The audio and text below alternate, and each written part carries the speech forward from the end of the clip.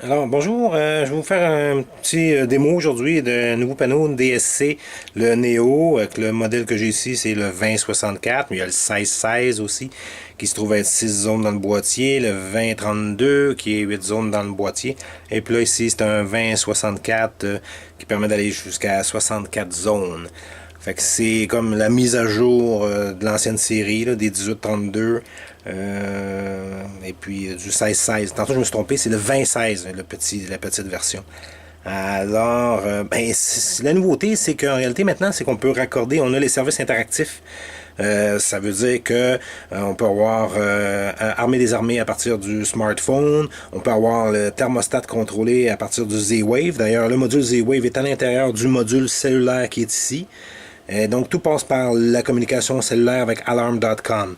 Donc, autrement dit, si je fais une petite démonstration, ben là, j'ai branché tout mon panneau comme à l'habitude, à savoir le clavier, le transformateur, la batterie, et puis des résistances pour fermer le circuit.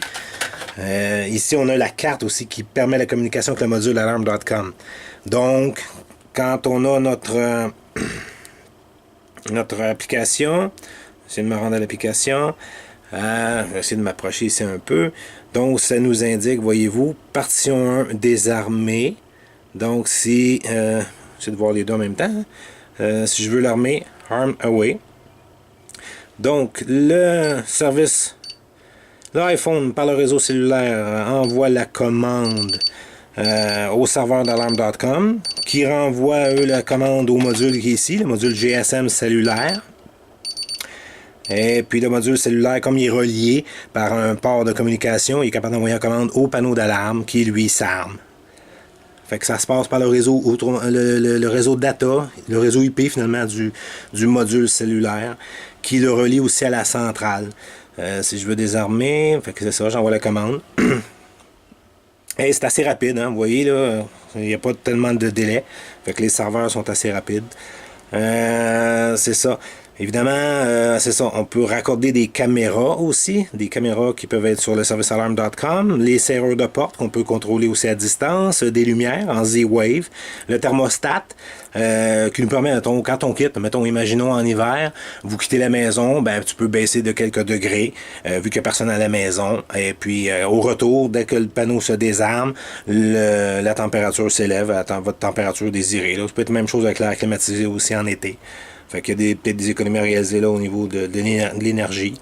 Et puis, beaucoup d'autres commandes aussi, là, mais c'était juste un petit résumé rapide. Donc, application pour smartphone, Android, iPhone, tablette, évidemment. Vous avez votre compte web aussi sur PC, évidemment, le compte alarm.com. Et puis, ça, c'est pour le téléphone. Puis le panneau d'alarme, ben, c'est sûr, ça reste pas mal standard à ce que c'était, là, si je pense que j'ai le code de base. Et voilà. Toujours vos codes au clavier pour armer des armées.